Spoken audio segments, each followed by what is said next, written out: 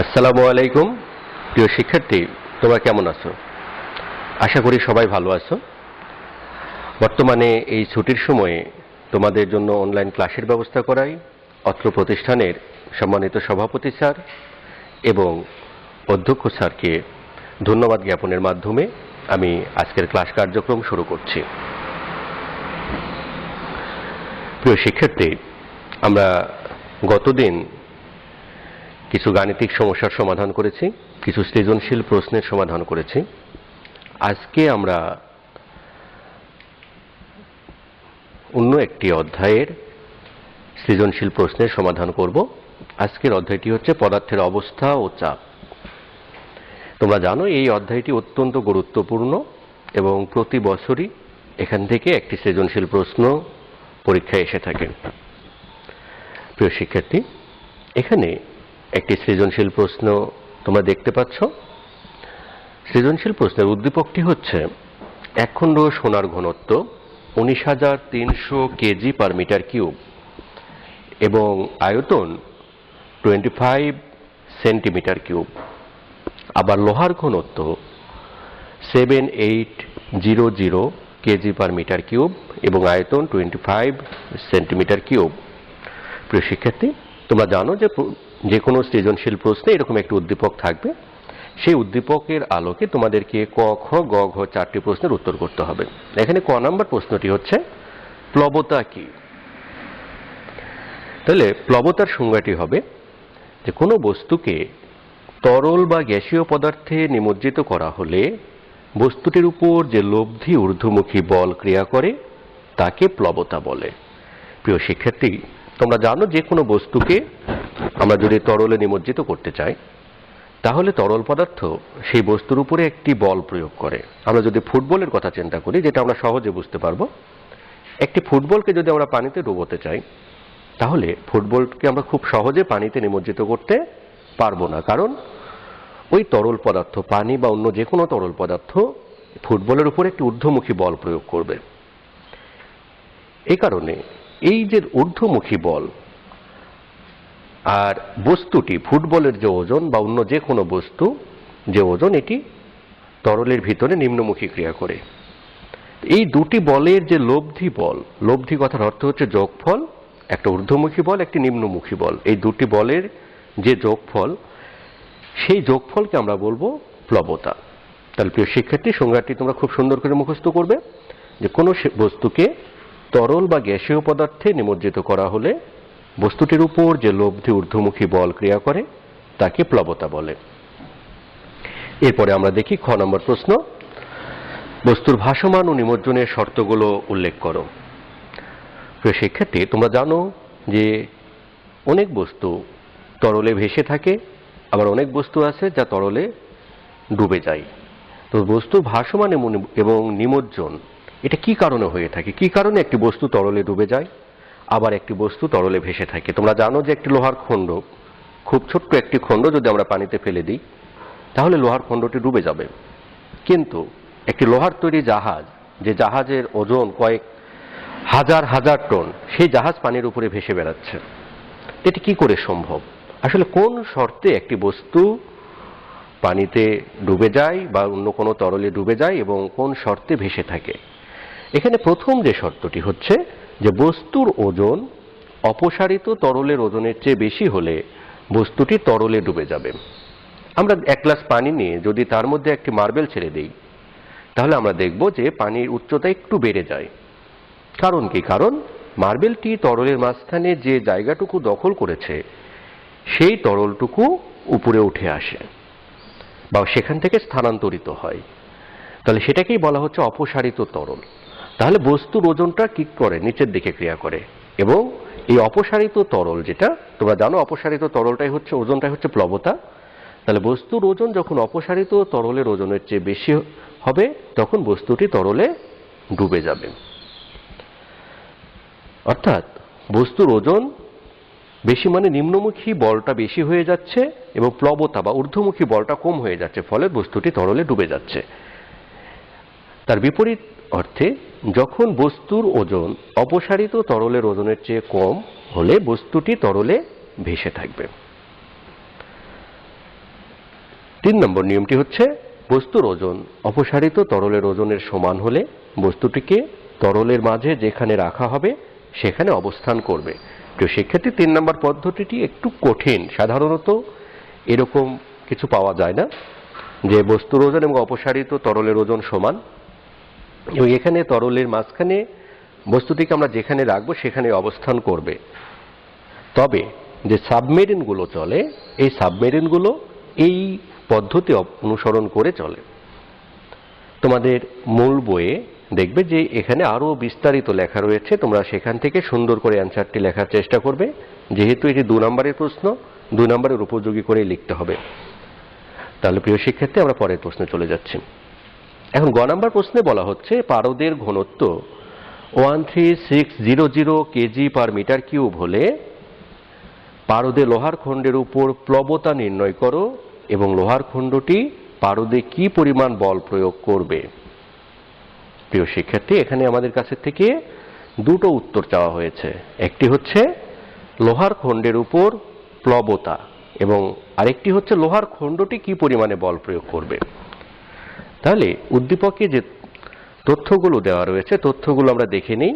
উদ্দীপকে যে তথ্য দেওয়া রয়েছে ভিআই, ভিআই দ্বারা আমরা বুঝবো ভলিউম অফ আয়রন, অর্থাৎ একটি এখানে যে লোহার খণ্ড দেওয়া আছে লোহার খণ্ডের আয়তন, লোহার খণ্ডের আয়তনকে আমরা ভিআই দ্বারা প্রকাশ করেছি।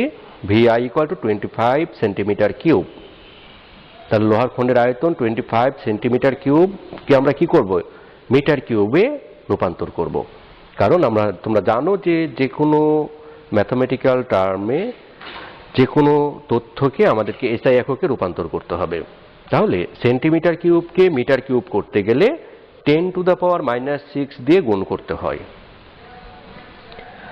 V rho g, rho h g, rho h g দ্বারা বোঝানো হয়েছে পারদের ঘনত্ব। পারদের ঘনত্ব দেওয়া আছে কত, পারদের ঘনত্ব 13,600 কেজি পার মিটার কিউব। এখানে মিটার⁻⁻1 এসেছে, এটা মিটার কিউব হবে, কেজি পার মিটার কিউব।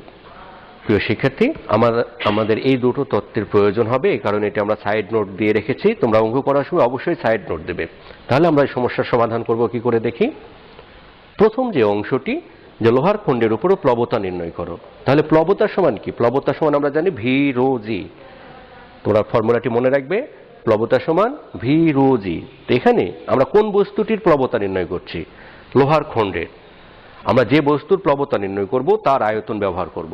তাহলে যেহেতু লোহার খণ্ডের প্লবতা নির্ণয় করছি সেহেতু লোহার খণ্ডের আয়তন ভিআই, যার মধ্যে প্লবতা নির্ণয় করব, অর্থাৎ যে তরলের মধ্যে নিমজ্জিত করব তার ঘনত্ব ব্যবহার করব। যেহেতু আমরা পারদের মধ্যে নিমজ্জিত করছি সেহেতু পারদের ঘনত্ব ব্যবহার করলাম রো এইচ জি এবং অভিকর্ষজ ত্বরণ জি। তাহলে প্রিয় শিক্ষার্থী, আমরা মানটি বসিয়ে দিই। ভিআই এর মান আমরা পেয়েছি 25 × 10⁻⁻6, রো এইচ জি সমান 13600 এবং জি এর মান হচ্ছে 9.8। আমরা যদি ক্যালকুলেটরের সাহায্যে এই গুণ করি তাহলে অ্যান্সার পাবো 3.332 নিউটন। তাহলে আমরা প্রথম অংশের অ্যান্সার পেয়ে গেছি যে লোহার খণ্ডের উপরে প্লবতা নির্ণয়, তার প্লবতার মান পেলাম 3.332 নিউটন। পরের যে অংশটি, লোহার খণ্ডটি পারদে কি পরিমাণে বল প্রয়োগ করবে। লোহার খণ্ডটি যদি পারদের মধ্যে ছেড়ে দেওয়া হয় তাহলে লোহার খণ্ডের যে ওজন সেই ওজনটা কি করবে, যে পারদের ভিতরে নিচের দিকে যাওয়ার চেষ্টা করবে, পারদে নিমজ্জিত হওয়ার চেষ্টা করবে। অর্থাৎ লোহার খণ্ডের ওজনটাই যে ওজন সেটি তার বল, তার ওজনের সমানই বল প্রয়োগ করবে। তাহলে সেই বলটা নির্ণয় করতে গেলে, তার ওজনটি নির্ণয় করতে গেলে প্রথমে আমাদেরকে ভর নির্ণয় করতে হবে। আমরা জানি ভর M equal to V I, V rho. ভরকে আমরা কি দ্বারা প্রকাশ করি, ভি রো। অর্থাৎ আয়তনকে যদি আমরা ঘনত্ব দিয়ে গুণ দিই তাহলে যে কোনো বস্তুর ভর নির্ণয় করতে পারি। তাহলে লোহার খণ্ডটির ভর M equal to V I, অর্থাৎ লোহার খণ্ডের আয়তন ইন্টু রো আই, অর্থাৎ লোহার খণ্ডের ঘনত্ব। তাহলে এখানে দেখো যে লোহার খণ্ডের আয়তন কত, 25 × 10⁻⁻6 ইন্টু রো আই কত, এখানে দেওয়া আছে যে লোহার খণ্ডের ঘনত্ব 7800 কেজি পার মিটার কিউব। তাহলে এই দুটো যদি আমরা গুণ করি তাহলে পাবো 0.195 কেজি। তাহলে লোহার খণ্ডটির আমরা ভর পেলাম কত? 0.195 কেজি। প্রিয় শিক্ষার্থী, আমরা ভর নির্ণয় করলাম, কিন্তু আমাদের নির্ণয় করতে হবে কি ওজন। ওজন নির্ণয় করার জন্য কোন ফর্মুলা আছে? ফর্মুলাটি হচ্ছে W = mg। তাহলে WI, আই দ্বারা বোঝানো হয়েছে আয়রন, অর্থাৎ লৌহখণ্ডটির ওজন = mg। m এর মানটা কত পেলাম? 0.195 ইন্টু g = 9.8, গুণ করলে আমরা পাবো 1.911 নিউটন। তাহলে প্রিয় শিক্ষার্থী, আমরা দুটো অংশের উত্তর পেয়ে গেছি। প্লবতার মান পেলাম 3.332 নিউটন এবং লোহার খণ্ডটির ওজন পেলাম বা নিম্নমুখী বলের মান পেলাম 1.911 নিউটন। তোমরা অ্যান্সারটি শুদ্ধভাবে সুন্দরভাবে লিখবে। অ্যান্সার লিখতে যেন কোনো রকম ভুল না হয়। অঙ্ক সঠিক করলে কিন্তু অ্যান্সারটি ভুল লিখলে, এরকম করলে কিন্তু সঠিক সম্পূর্ণ নাম্বার পাবে না। তাহলে প্রিয় শিক্ষার্থী, আমার মনে হয় তোমরা গ নাম্বার প্রশ্নের অ্যান্সারটি বুঝতে পেরেছ। আমরা পরের উত্তরে যাই। ঘ নাম্বার প্রশ্নে বলা হচ্ছে পানিতে সোনার খণ্ডের ওজন কত হবে? এই সোনার খণ্ডটি যদি আমরা পানিতে নিমজ্জিত করি, তোমরা জানো যে কোনো বস্তুকে পানিতে নিমজ্জিত করা হলে বস্তুটি কিছু ওজন হারায় বলে মনে হয়। আসলে কিন্তু বস্তুটির ওজন হারায় না, কিন্তু আমাদের কাছে হালকা মনে হয়, অর্থাৎ কিছু ওজন হারায়। তো এই হারানো ওজনটার পরে তাহলে আসলে ওজনটা কত পাবো, তাহলে আমরা সেটা নির্ণয় করতে হবে। তাহলে এখানে আমাদেরকে প্রথমে নির্ণয় করতে হবে কি, যে বস্তু কতটুকু ওজন হারাচ্ছে এবং বস্তুটির প্রকৃত ওজন কত। আবারও বলছি, প্রথমে নির্ণয় করতে হবে বস্তুটির প্রকৃত ওজন কত, তার পরবর্তীতে নির্ণয় করতে হবে বস্তুটি কতটুকু ওজন হারাচ্ছে। এই দুটো ওজন বিয়োগ করলে আমরা কি পাবো? পাবো বস্তুটি পানিতে ওজন কত। তাহলে এখানে আমাদের যে তথ্য দেওয়া রয়েছে সেখানে ভিজি দ্বারা আমরা কি বুঝবো? যে স্বর্ণের আয়তন 25 × 10⁻⁶ মিটার কিউব। এখানে স্বর্ণের আয়তন দেওয়া আছে 25 সেন্টিমিটার কিউব। সেন্টিমিটার কিউবকে মিটার কিউব করতে গেলে 25 × 10⁻⁶ মিটার কিউব। রোজি অর্থাৎ স্বর্ণের ঘনত্ব 19,300 কেজি/মিটার কিউব। তাহলে স্বর্ণের প্রকৃত ওজন কত? সোনার খণ্ডের বাতাসে ওজন সমান হবে ভিজি, রোজি এবং জি। ভিজি এবং রোজি এই আমরা জানি যে আয়তনকে ঘনত্ব দ্বারা গুণ করলে আমরা পাবো ভর। ভরকে যদি অভিকর্ষজ ত্বরণ দ্বারা গুণ করি তাহলে পাবো আমরা ওজন। তাহলে এখানে আমরা মান বসিয়ে দিই। এখানে ভিজি এর মান হচ্ছে 25 × 10⁻⁶, রোজি এর মান হচ্ছে 19,300 এবং জি এর মান 9.8। আমরা যদি গুণ করি তাহলে পাবো 4.728 নিউটন। প্রিয় শিক্ষার্থী, তাহলে এটা প্রকৃত ওজন। সোনার খণ্ডটি যদি আমরা বাতাসে ওজন করি তাহলে আমরা এই এত নিউটন ওজন পাবো। তাহলে পানিতে কতটুকু ওজন হারাচ্ছে? পানিতে হারানোটা ওজনটা কত কিসের সমান হবে? প্লবতার সমান হবে। তোমরা জানো যে বস্তুর হারানো ওজনটা হচ্ছে প্লবতার সমান। তাহলে প্লবতার সমীকরণ কি? প্লবতার সমান ভি রো জি। তাহলে সেই ক্ষেত্রে আমরা ব্যবহার করব ভিজি রো ডব্লিউ জি। ভিজি এর মান কত? অর্থাৎ স্বর্ণের খণ্ডটির আয়তন হচ্ছে 25 × 10⁻⁶ রো ডব্লিউ, অর্থাৎ পানির ঘনত্ব। এটা আমাদের মুখস্থ রাখতে হবে। পানির ঘনত্ব 1000 কেজি/মিটার কিউব এবং জি এর মান 9.8 কেজি মিটার/সেকেন্ড স্কয়ার। আমরা যদি এই গুণটি সম্পন্ন করি ক্যালকুলেটরের সাহায্যে তাহলে পাবো 0.245 নিউটন। তাহলে দেখো, সোনার খণ্ডটির প্রকৃত ওজন এত নিউটন আর পানিতে ওজন হারালো এত নিউটন। তাহলে ওজন পাবো কতটুকু? খুব সহজ। আমরা যদি দুটো বিয়োগ করি, যে পানিতে ওজন তাহলে কত হবে, তার প্রকৃত ওজন থেকে তার হারানো ওজন বিয়োগ যদি করি তাহলে এই বিয়োগফলটাই হবে তার পানিতে প্রাপ্ত ওজন। তাহলে দেখো, প্রকৃত ওজন কত? 4.728 নিউটন মাইনাস হারানো ওজন 0.245 নিউটন। দুটো মাইনাস করলে পাবো 4.48 নিউটন। তাহলে পানিতে ওজন কত পাবো আমরা? 4.48 নিউটন। তাহলে প্রিয় শিক্ষার্থী, আমার মনে হয় তোমরা বুঝতে পেরেছো ঘ নাম্বার প্রশ্নের উত্তরটি কিভাবে হবে। তোমরা এই ধরনের যে সৃজনশীল প্রশ্নগুলো রয়েছে সমস্ত প্রশ্নের অ্যান্সার সম্পন্ন করবে এবং বিভিন্ন আরও যে সৃজনশীল প্রশ্ন রয়েছে তোমরা খাতায় লিখবে এবং সেগুলো অ্যান্সার করবে। এখানে দেখো, আর একটি সৃজনশীল প্রশ্ন রয়েছে যে 10 কেজি ভরের একটি কাঠ নদীর পানিতে ভেসে ভেসে সমুদ্রে গেল। নদীর পানিতে সেটি অর্ধেক ডুবেছিল। একটি নদীতে একটি কাঠ পড়েছিল এবং সেই কাঠটার ভর হচ্ছে 10 কেজি, এটি ভেসে ভেসে সমুদ্রে গেল। এইটুকুই তথ্য দেওয়া রয়েছে। এখন তোমাদেরকে এর আলোকে 4টি প্রশ্ন রয়েছে, 4টি প্রশ্নের উত্তর করতে হবে। ক নম্বর প্রশ্ন হচ্ছে আর্কিমিডিসের সূত্র লেখো। আর্কিমিডিসের সূত্র এটি তোমরা সবসময় মুখস্থ রাখবে। আর্কিমিডিসের সূত্রে বলা হচ্ছে কোনো বস্তুকে তরল বা গ্যাসীয় পদার্থে নিমজ্জিত করা হলে বস্তুটি কিছু ওজন হারায় বলে মনে হয়। বস্তুর এই হারানো ওজন বস্তু কর্তৃক অপসারিত তরলের ওজনের সমান। প্রিয় শিক্ষার্থী, তোমরা এই আর্কিমিডিসের সূত্রটা সুন্দরভাবে মুখস্থ রাখবে। এটা যদি ব্যাখ্যা করা যায় তাহলে বলতে হয় যে কোনো বস্তুকে, আমি যে প্রথমেই বলেছিলাম যে একটি গ্লাসে যদি একটি মার্বেল ফেলানো হয় এক গ্লাস পানির মধ্যে, যদি গ্লাসটি ভর্তি থাকে, একদম সম্পূর্ণ ভর্তি একটি গ্লাসের মধ্যে যদি একটি মার্বেল ফেলানো হয়, তাহলে মার্বেল গিয়ে কিছু জায়গা দখল করবে এবং যে যতটুকু জায়গা দখল করবে সমপরিমাণ তরল গ্লাসটি উপচে পড়ে যাবে।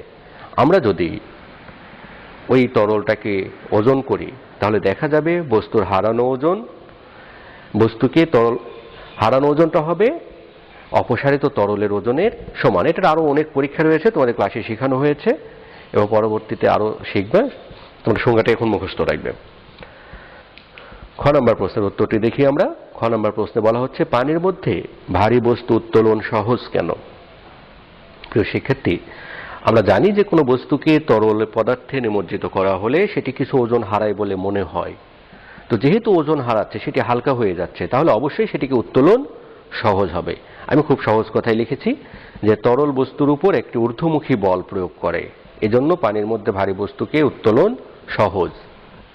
আমি এক লাইনে উত্তরটি দিয়েছি, কিন্তু তোমরা এটিকে আরো ব্যাখ্যা করে আরো সুন্দর করে লিখবে।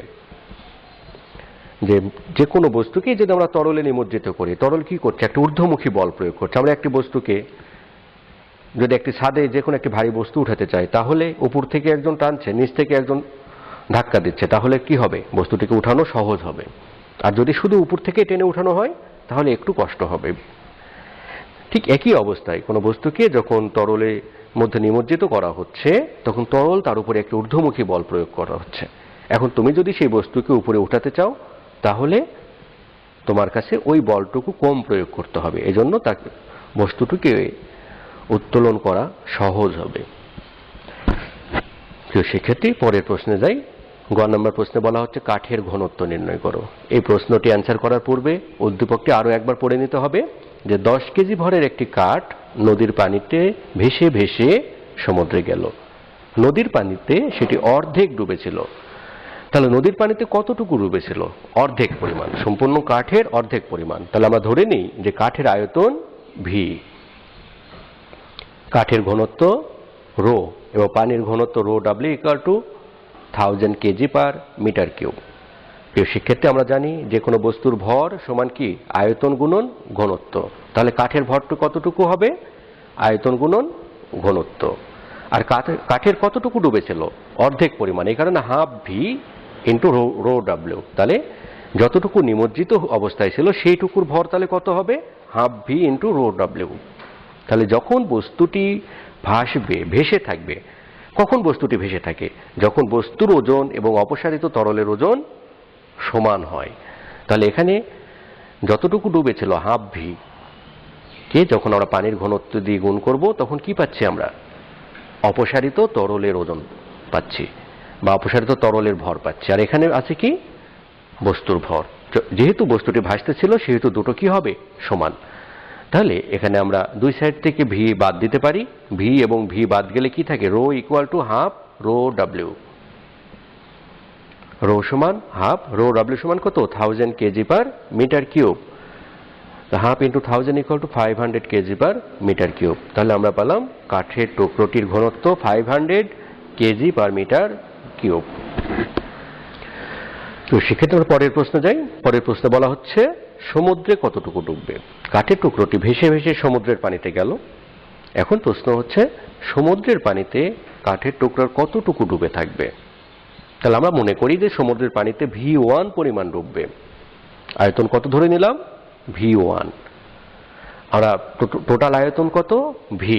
কাঠের টুকরোটি টোটাল আয়তন ভি, তার টোটাল ভর হবে ভি রো। কতটুকু ডুবে আছে? V1। তাহলে V1 কোথায় ডুবে আছে? সমুদ্রের পানিতে। সমুদ্রের পানির ঘনত্ব রো এস। তাহলে ভি ইন্টু 500, 500 হচ্ছে কাঠের টুকরাটির ঘনত্ব, যে ঘনত্ব আমরা গ নাম্বার প্রশ্নে নির্ণয় করেছি। রো এর মান 500 equal to V1 into rho s. Rho s সমান সমুদ্রের পানির ঘনত্ব দেখো দেওয়া আছে উদ্দীপকে, সমুদ্রের পানির ঘনত্ব 1.03 into 10 cube kg per metre cube. এই মানটি এখানে বসিয়ে দিলাম 1.03 ইন্টু 10 কিউব। তাহলে প্রিয় শিক্ষার্থী, আমরা যদি ভি ডিভাইডেড V1 বা V1 ডিভাইডেড ভি করি, V1 divided V equal to 500 into 500 divided 1.03 into 10 cube. দেখো যে আমরা যদি এটা ক্রস গুণ করি তাহলে আবার এই উপরের লাইনটি পেয়ে যাব। তাহলে V1 by v equal to 500 divided 1.03 into 10 cube সমান কত আসে? 0.485। এত।